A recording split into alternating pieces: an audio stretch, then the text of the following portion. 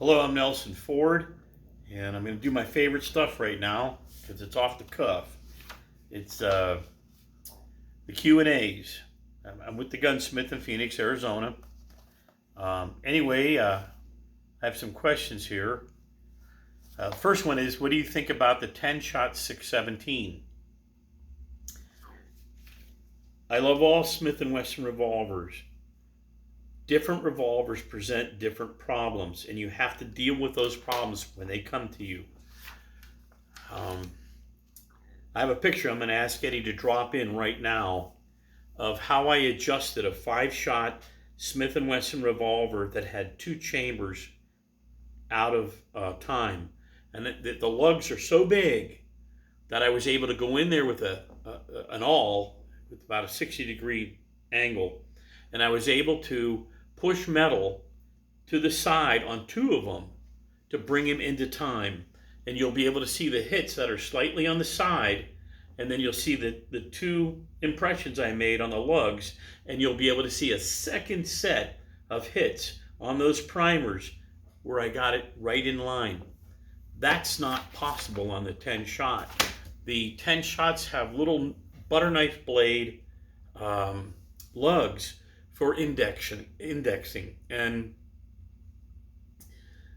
that design was made by dedicated people. And not that Smith & Wesson doesn't have dedicated people today, but they're trying to appease the public.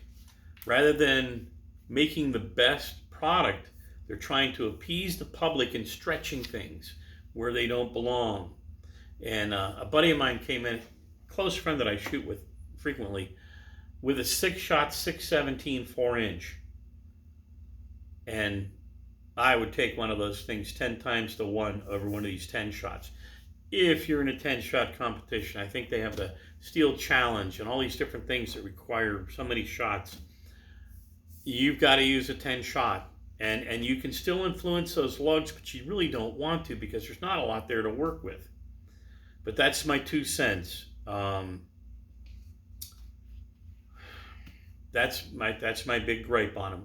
Open that cylinder and look at those little lugs, and then open a 6-shot KLRN or a 5-shot J, and you'll see a massive difference.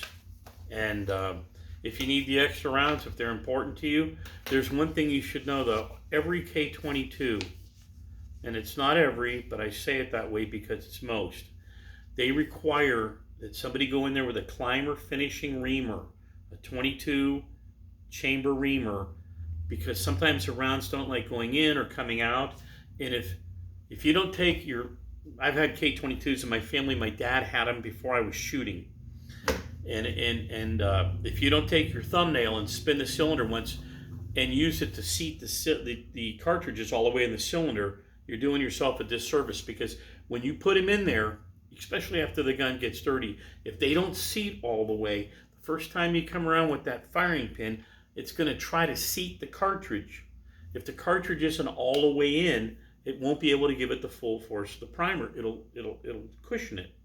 And so having your chambers cut, all of them, makes a wonderful difference. Rounds drop right in, they come right out. So if you have an old Smith that has a problem ejecting shells or the shells going in, there's your answer.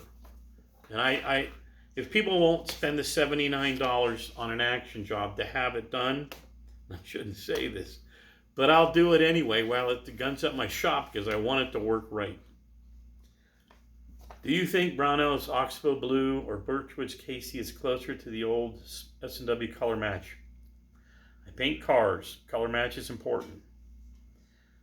Let's see. Oh, some things can annoy me more than scratches and wear. Jim, there's a lot of ways to look at it. A lot of scratches can be taken care of. I like the Oxbow Blue, the paste. I don't like the liquid. And a lot of the paste can take a lot of stuff off. But I had a guy come in with a 93 Marlin lever action, and he threw it on my counter and he said, "This was my grandpa's and I just got it. I just inherited it. My dad doesn't want it. I want to have it refinished. What's it going to cost? And I said, well, let me look at it. And inside, all I could think of is, what would possess this guy to refinish a gun in this kind of condition? And so I rolled it over, and I could see the right side of the receiver was more scratched up than the left side. And I turned it upside down in my hand. I'm looking at the screws and the stock. The stock's in great condition. And I noticed forward of the trigger guard at the balance point, there's about a 4.5 to 5 inch area in the balance point. That's the bluing is worn off, and part of the forend wood is showing wear as well. And I thought, boy, this guy's got some bear mitts. And I'm not talking to him yet, and I see the scratches on the right side of the receiver, and I look at the left, and it's clean. And I looked up at him and I said, was your grandfather left-handed? And he said, yes, he was. And I said, was he a big man? And he said, yes, he was. How do you know? And I said, there's 3.5 inches. If I owned that gun and carried it hunting all my life, there would be an area this big across in front of the trigger guard where the bluing was missing. But you got 4 or 5, almost 5 inches in there.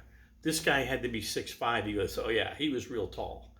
And I just thought, how can you take this from this gun?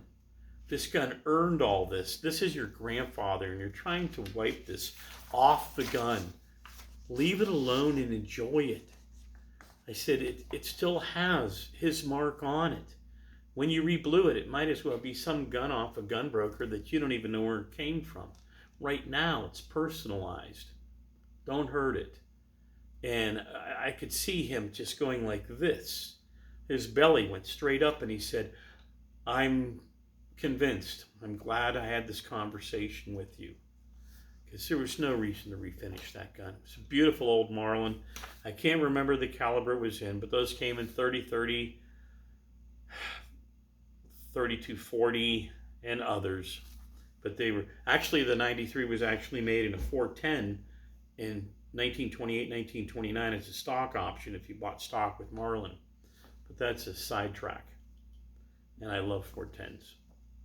What do you think about Berettas? Have you worked on them much? If you're talking about the 92, my son carried one overseas. They're great guns.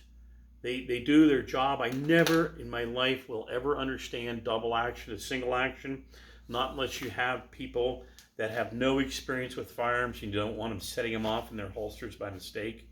The 1911 I really liked. It wasn't a high cap, but it was in a bigger caliber. It wasn't as fast, so I'm not going to debate the 9mm 45 thing. The Berettas, if you knock 3.5 coils and clean the spring up off the hammer, spring comes out the bottom, cock the hammer back, you can drop the pin, leave the hammer back, leave it upside down so that the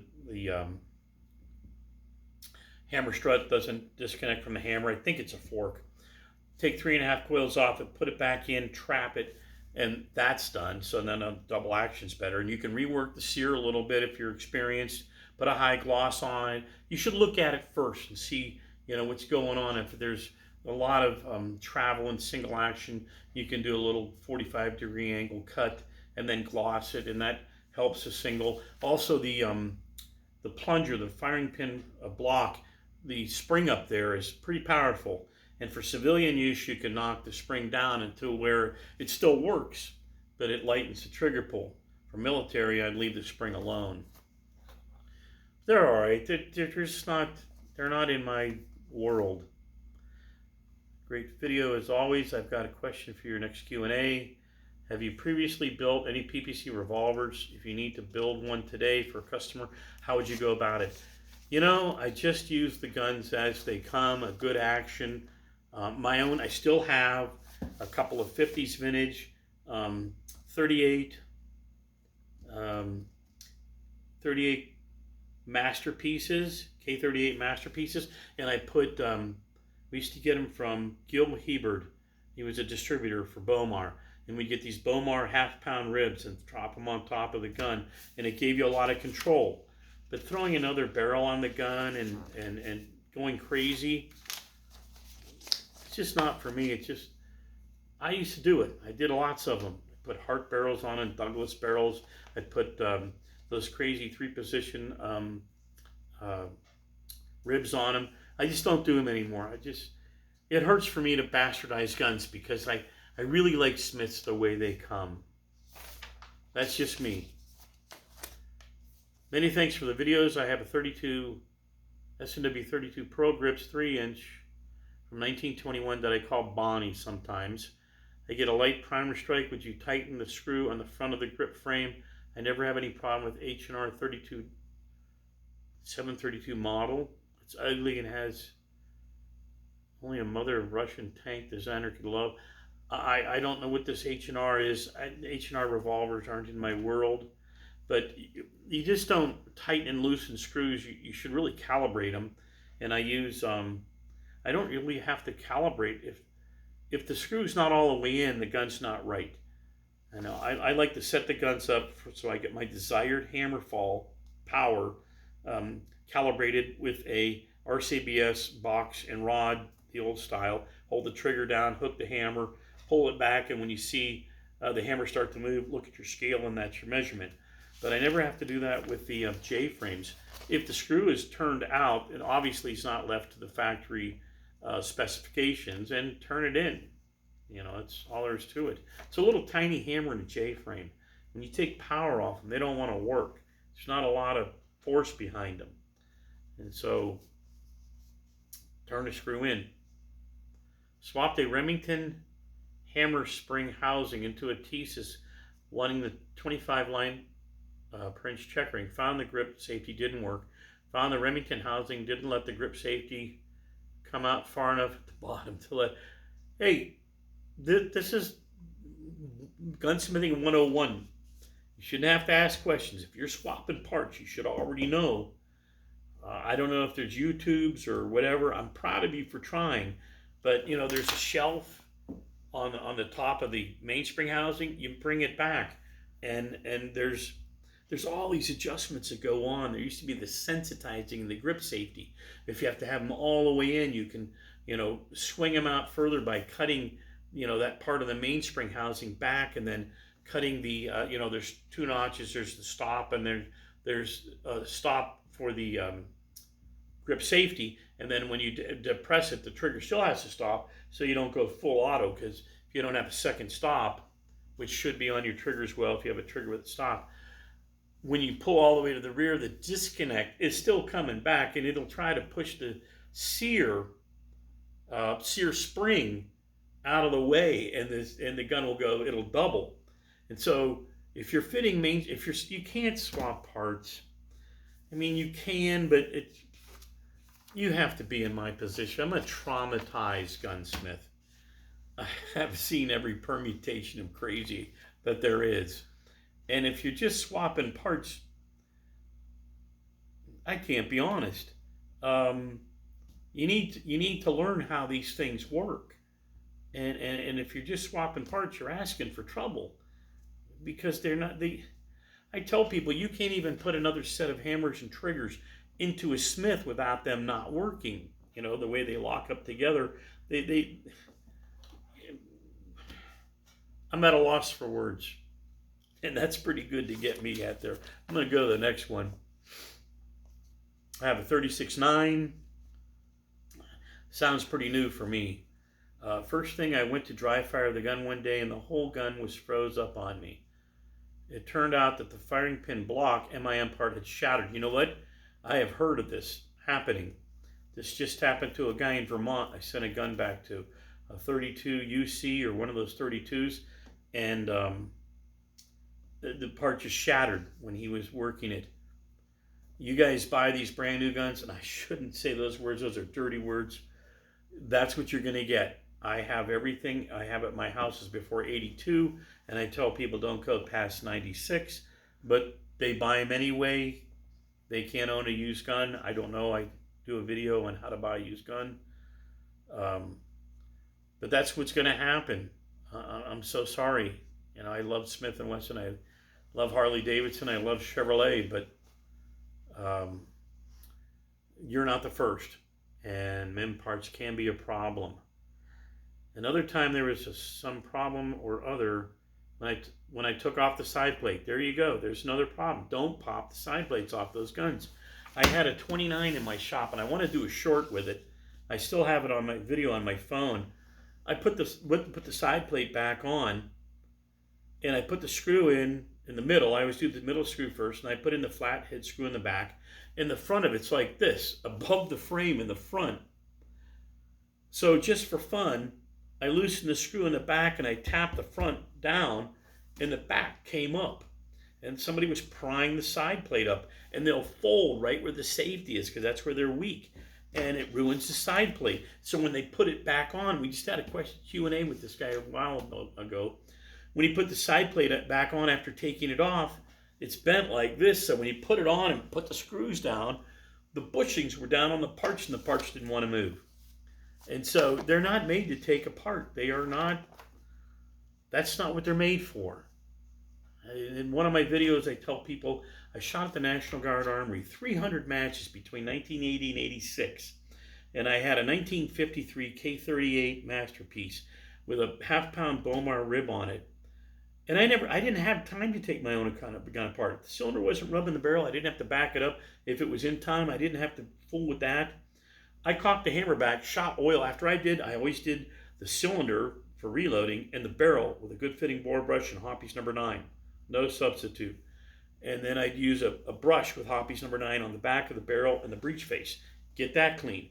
But the action, nothing's going on in there. I cocked the hammer back. I spray some Remington oil or Rig 2 that you used to be able to get. And I worked the action, and then I cocked the hammer back with the grips off, and I sprayed down on the hammer. I sprayed from the grip area, and I sprayed up into the trigger area, and I wiped the gun down, and I patched the cylinder and barrel, and I put it back in my bag for next week. There's no reason to go into the guns. You don't need to replace any of the parts. They're all fine. Especially if you're going to put a trigger spring in there or some spring kit. You're going to end up putting a 32 gauge trigger return spring, and it's going to be lazy. And you're going to put in some bullseye spring kit hammer, and you have no idea where you're going to go. You need to be able to calibrate it. Watch my K-frame tune-up video. There's part 1 and part 2. And it shows how to calibrate your hammer to a certain degree. And you can use the factory hammers to calibrate, or the factory mainsprings to calibrate. You don't have to throw other parts in there. The gun had to be shipped to S&W to get that fixed. And they did send it back almost a year. For almost a year, they charged me $400 to put in a new strut and re-blew the gun. I had it repaired because I had done some work on the gun and didn't want to give it up. Next, S&W, I will stay stock. There you go. And if it falls apart on me, I'll have it decommissioned. I still have the original Model 29s I bought for myself in the late 70s, and they work fine. And I hurt those guns. I beat them down. So I think we're pretty good on this one. I've really enjoyed doing the Q&As. I'm sorry if I look like I get a little sad once in a while.